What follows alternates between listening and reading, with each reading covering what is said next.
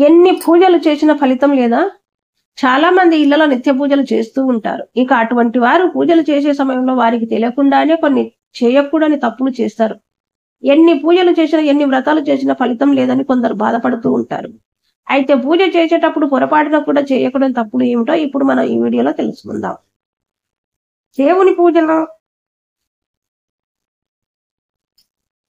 దేవుని పూజలో ఉపయోగించే పూలు తాజాగా ఉండాలి. అలాగే వాసన చూసిన పూలను, ఎండిపోయిన పూలను, నేలపై పడిన పూలను ఎట్టి పరిస్థితిలో దేవునికి సమర్పించకూడదు.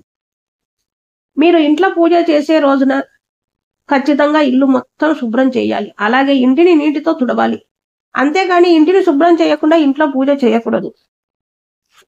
దేవుని పూజలు ఉపయోగించే కుందులను ఏ రోజుకు ఆ రోజు శుభ్రం చేసిన తర్వాత మాత్రమే కుందులలో దీపం వెలిగించాలి. అంతేకాని ఒత్తులను మార్చి కుందులను కడగకుండా దీపాన్ని వెలిగించకూడదు. పూజ గదిలో దేవుని పటాలు వారానికి ఒకసారైనా శుభ్రంగా నీటితో తుడిచి పసుపు రాసి కుంకుమ బొట్లు పెట్టాలి. దేవుని పటాలను శుభ్రం చేస్తున్న సమయంలో ఆ దేవుని పటాలను ఎట్టి పరిస్థితుల్లో కటిక నేలపై పెట్టకూడదు. ఒక వస్త్రంపై కానీ, న్యూస్ పేపర్ పై కానీ దేవుని పటాలను పెట్టాలి.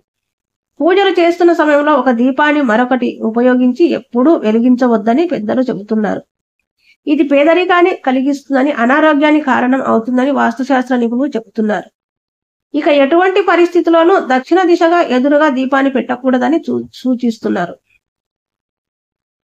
దేవుడి విగ్రహాలు, పోటలను తుడవడానికి చిరిగిపోయిన లేదా పాత బట్టలు వాడకూడదు. ఎప్పుడూ శుభ్రమైన వస్త్రాన్ని మాత్రమే దేవుని పటాలను తుడవడానికి వాడాలి. చిరిగిపోయి వస్త్రాలను పూజ మందిరంలో అస్సలు ఉంచకూడదు. ఒకవేళ అలాంటివి ఉంచితే అక్కడ నుంచి లక్ష్మీదేవి వెళ్ళిపోతుంది అని శాస్త్రాలు చెబుతున్నాయి. వాస్తు ప్రకారం ఇంటిలోని పూజ గది ఎల్లప్పుడూ కూడా ఈశాన్య లేదా ఉత్తర దిశలోనే ఉండాలి. ఆర్థిక లాభం, కుటుంబ సభ్యుల ఆరోగ్యం కోసం ఇంట్లో పూజ గది సరైన దిశలో ఉండటం చాలా ముఖ్యమని పండితులు చెబుతున్నారు. పూజ గదిలో దీపం వెలిగించేటప్పుడు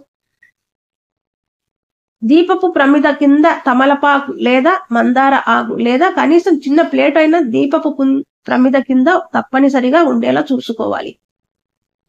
చాలా మంది పూజ గదిలో ముగ్గు లేకుండా పూజలు చేస్తుంటారు. అయితే మీరు చేసిన పూజకు రెట్టింపు పుణ్యఫలం లభించాలంటే పూజ గదిలో తప్పనిసరిగా ముగ్గును వేయండి. ఇలా చేస్తే ఇంట్లో లక్ష్మీదేవి కొలువై ఉంటుంది. దేవుని కోసం ఉపయోగించే పసుపు సపరేట్ గా పూజ గదిలో ఉంచాలి. అంతేగాని వంటగదిలో ఉపయోగించే పసుపును పూజకు ఉపయోగించకూడదు అని పండితులు చెబుతున్నారు. దేవునికి పూజ చేసేటప్పుడు మనసంతా దేవుని పైన ఉండాలి. అంతేగాని టీవీ చూస్తూ ఇతరులతో మాట్లాడుతూ పూజ చేయకూడదు.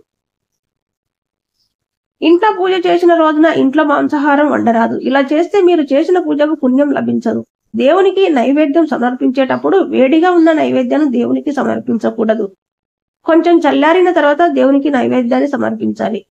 ఇంట్లో పూజించే స్థలం అందరూ ఎక్కువగా తిరిగే స్థలంగా ఉండకూడదు. పూజ చేసి ధ్యానం చేసుకోవడానికి ఏకాంతంగా ఉండే స్థలాన్ని ఎంచుకోవాలి. ఇంట్లో పూజించే దేవత మూర్తుల విగ్రహాలను, ఫోటోలను పెట్టే విషయంలో కూడా జాగ్రత్తలు తీసుకోవాలి. దుర్గాదేవి విగ్రహం, శని విగ్రహం, ఉగ్ర నరసింహస్వామి విగ్రహం వంటివి పూజ గదిలో పెట్టకూడదు. పూజ చేసిన తర్వాత దేవుడి దగ్గర పెట్టిన నైవేద్యాన్ని పూజ అయిన వెంటనే తీసి మర్చిపోకుండా ప్రసాదంగా స్వీకరించాలి. నైవేద్యాన్ని అలాగే దేవుడి దగ్గర వదిలేయడం ఏ విధంగానూ మంచిది కాదు.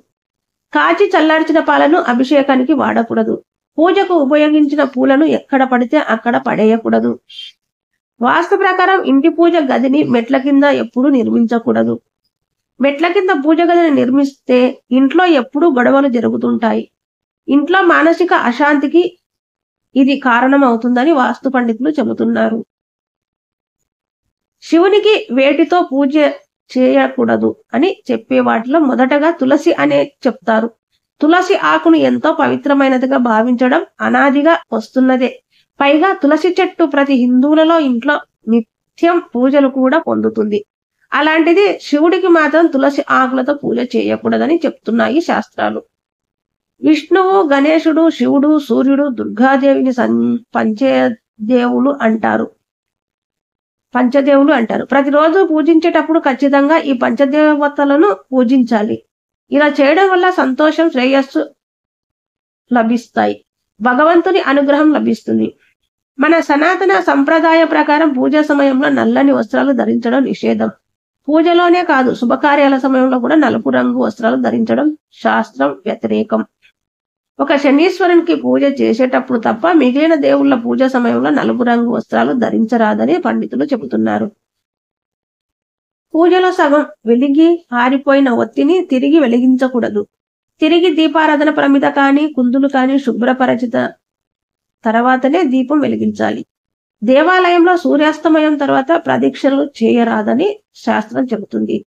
మొక్కుబడిగా ప్రదక్షిణలు చేయాలనుకునేవారు కూడా పగలు మాత్రమే, అది కూడా మధ్యాహ్నం 12 గంటలలోనే ప్రదక్షిణలు నిర్వహించాలి. భక్తులకు రోజువారీ దర్శనం ఇచ్చే ఏకైక దేవుడు సూర్యదేవుడు. ఉదయాన్నే ఆయనకు అర్ఘ్యం సమర్పించడం చాలా పవిత్రమైనది. దీనివల్ల మీకు అదృష్టం బాగా కలిసి వస్తుంది, అలాగే గౌరవం కూడా పెరుగుతుంది. దీపం వెలిగించేటప్పుడు ఒత్తి ఎల్లప్పుడూ తూర్పు లేదా ఉత్తరం వైపు ఉండాలి. పూజ సమయంలో నెయ్యి దీపం వెలిగించిన తర్వాత వెంటనే ఇతర నూనె దీపాలను వెలిగించకూడదు. మత విశ్వాసాల ప్రకారం సాయంత్రం పూట ఇంటి ప్రధాన ద్వారం దగ్గర దీపాన్ని వెలిగించడం శుభప్రదంగా భావిస్తారు. దీనివల్ల లక్ష్మీదేవి అనుగ్రహం ఇంటిపై ఉంటుంది. ఈ వీడియో కనుక మీకు నచ్చినట్లయితే లైక్ చేయండి, షేర్ చేయండి, సబ్స్క్రైబ్ చేయడం మాత్రం మర్చిపోకండి. Thank you.